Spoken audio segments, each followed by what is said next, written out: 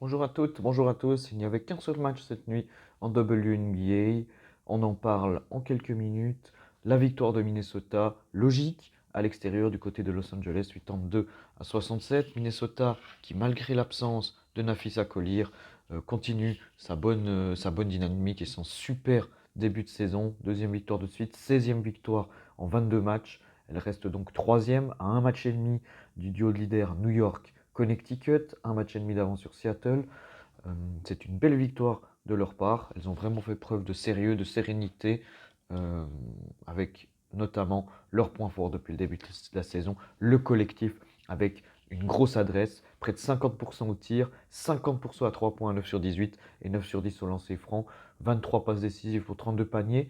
On a vu mieux chez Minnesota, mais malgré tout, un collectif super bien nulé. Bridget Carlton, qui comme souvent contre Los Angeles, c'est une joueuse qui contre Los Angeles est à plus de 50% de réussite à 3 points, à cartonner, meilleure marqueuse du match, 16 points, à 6 sur 7 au tir, 4 sur 4 à 3 points. Elle, euh, Elle a aussi pris 4 rebonds et donné 3 passes décisives. À ses côtés, le plus grand nombre total de points cette saison de Dorka Youage, auteur de 15 points, 6 rebonds à 7 sur 11 au tir. Ce n'est pas son record en carrière, elle n'a échoué qu'à une petite unité. Kayla McBride aussi présente avec 11 points, un peu plus maladroite que d'habitude, 4 passes décisives. Les 11 points aussi pour Cecilia Zandalazini en sortie de banc. Les 7 points d'Alissa Pili aussi en sortie de banc. Minnesota a cartonné encore une fois à 3 points. Un effort collectif sans forcer face à une équipe de Los Angeles qui n'avait pas les armes, toujours sans Cameron Brink, sans Stephanie Talbot.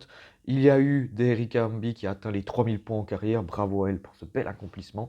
D'ailleurs, c'est la seule joueuse à finir à 10 points ou plus, elle finit à 18 points, 8 rebonds dans la lignée de sa saison tout simplement extraordinaire, à 7 sur 9 encore au tir. Derrière, on a eu 9 points d'Azura Stevens pour son deuxième match depuis son retour de blessure, les 8 points de Leishia Clarendon. Mais voilà, les absences de joueuses importantes prive Los Angeles d'une possibilité vraiment de rivaliser avec Minnesota, Los Angeles, qui se retrouve toujours dans le bas du tableau. Elles sont actuellement 11e. Elles ont exactement le même bilan que Washington et Atlanta. Donc Washington juste devant elles 10e et Dallas 12e. Je crois que je viens de dire Atlanta. Excusez-moi. Dallas 12e. Atlanta, elles sont 9e. C'est l'équipe qui est devant elles avec 3 matchs d'avance. Donc autant vous dire que la lutte un petit peu pour Paige Buckers, qui sera premier choix de la draft l'année prochaine, vraisemblablement, va se jouer entre Washington, Los Angeles, Dallas. Après, ça peut tomber dans les mains d'une autre équipe, mais ça semble compliqué. Donc voilà, du côté de Los Angeles, pas grand chose à retenir avec une grosse maladresse à 3 points, la différence, hein, 3 sur 20, alors que du côté, il y en a 9 sur 18. 18 néanmoins sur 19 au lancer franc, très bien. Il y a eu, ils ont réussi à pas mal profiter des balles perdues de Minnesota en inscrivant 22 points, donc voilà, réussir à trouver du jeu rapide. Par contre, elles perdent 20 ballons, ce qui est quand même beaucoup. Elles n'ont jamais mené, elles étaient toujours derrière, il n'y a juste pas eu photo. Euh, Petit aspect hors du terrain, j'ai trouvé intéressant de voir qu'une joueuse blessée, donc en l'occurrence Lexi Brown, commentait le match pour les Sparks. Alors, je ne sais pas si c'est quelque chose qui se faisait déjà avant ou pas. Ça peut être intéressant d'avoir votre opinion là-dessus. Mais en tout cas, moi, j'ai trouvé qu'elle a plutôt bien fait son travail sans en rajouter trop, vu qu'elle est quand même dans l'équipe, hein. Elle joue actuellement. Quand elle n'est pas blessée, elle joue.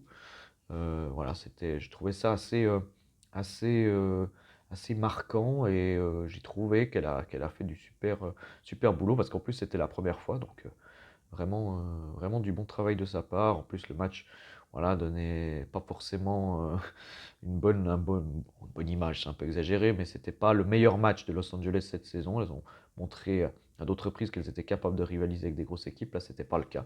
Je trouve qu'elle a plutôt bien fait le travail en tant que consultante. Donc, c'était intéressant. Je sais pas si c'est quelque chose qui se fait régulièrement, des joueuses blessées qui sont encore dans l'effectif, qui commentent les matchs.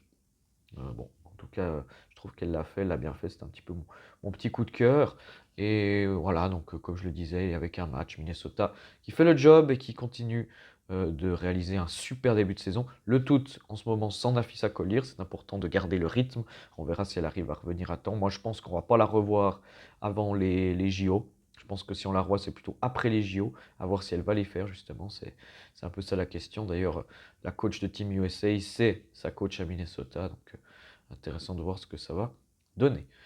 Voilà, sur ce, je vous souhaite une excellente journée. On se retrouve probablement demain. Il y aura un peu plus de matchs à analyser. Il y en aura 5 ce soir si vous savez pas quoi faire. Il y a 5 matchs, je crois, entre 18 h et minuit en gros. Donc, possibilité de se faire tout un tas de matchs ce soir en WNBA. Allez, bonne journée à tout le monde. Bye bye.